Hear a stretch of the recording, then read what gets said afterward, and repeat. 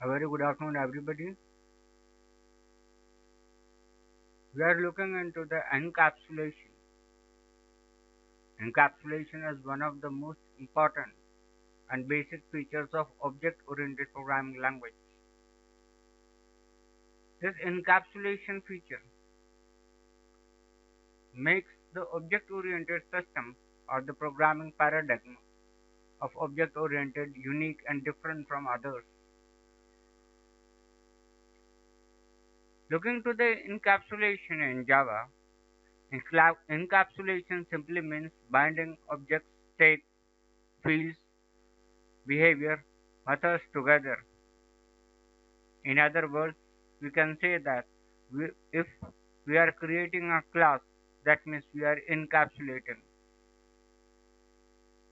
a situation we would like to consider when we declare a class. Whenever we declare a class, we have just two things in this: variable declaration and methods or function declaration. So when we declare the variables and functions, we capsule them in a single unit known as class. So this encapsulation word came from the word capsule. If you have tried, you might have tried opening a capsule. You will find small balls of different colors, round shape, capsule together under a single unit which we call a capsule. Now this single unit in which we find small round balls work together as a unit. They give a proper and exact chemical reaction on the body or any other organism, and then this entire process, you can see that the functioning is done by the capsule. So capsule is formulation of different units. Similar wise, when we are working with the object oriented system, capsulation is the joining combination of data types, different variables, and different functions.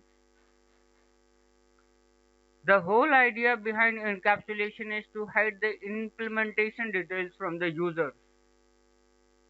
If a data member is private, it means it can be accessed only within the same class. No outside class can access private data member variable of the other class. However, if we are going to set up public getter and setter methods to update, for example, void get ssn, int ssn, and read, for example, int get ssn, the private data fields, then the outside class can access those private data fields via public method. This field data can only be accessed by the public methods, thus making the private fields and their implementation hidden from the outside classes or anything that is declared outside.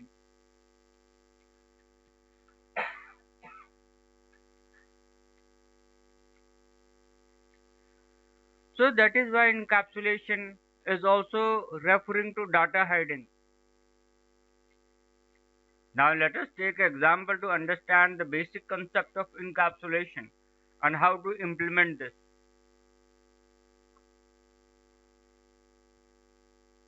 Now,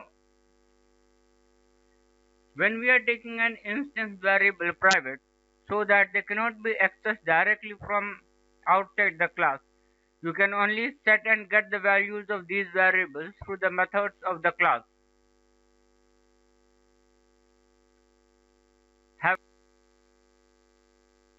We are working on example of encapsulation.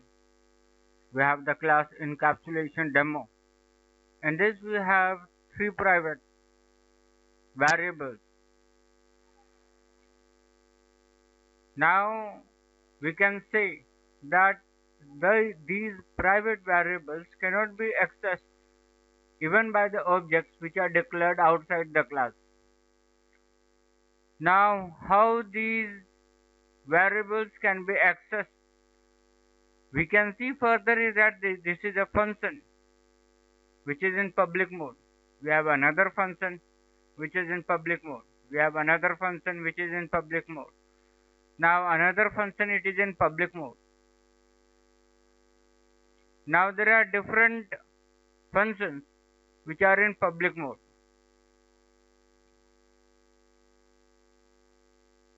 Then we have another class. In this we have the main functions. We have an object of encapsulation. Now what we can do is that when this object is this of encapsulation of the main class, now this object is accessing the function set example or set emp name.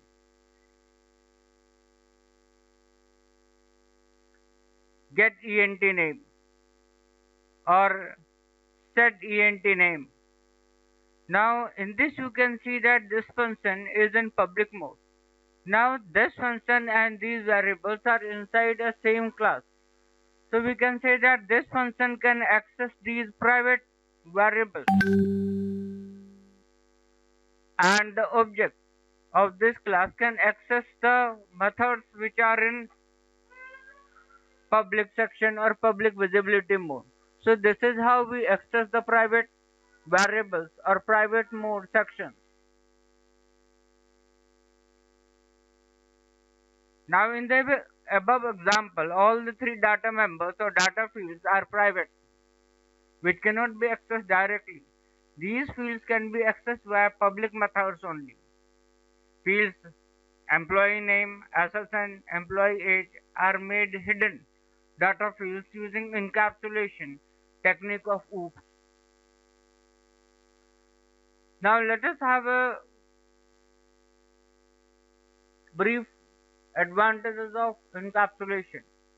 It provides maintainability and flexibility and reusability. For example, in the above code, the implementation code of void set emp name string name and another function string get emp name can be changed at any point of time. Since the implementation is purely hidden from outside the class, they would still be accessing the private field emp name using the same method.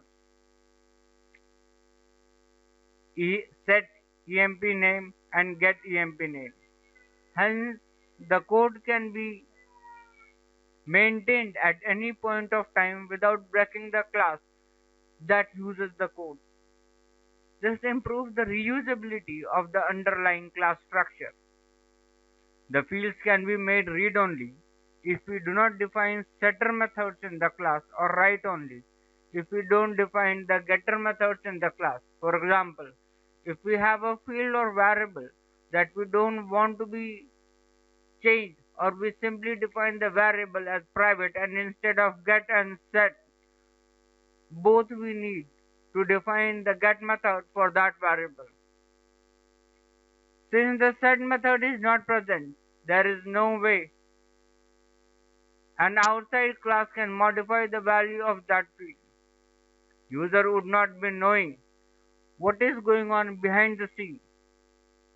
They would only be knowing that to update a field, call set method, and to read a field called method, but what these set and get methods are doing is purely hidden from them.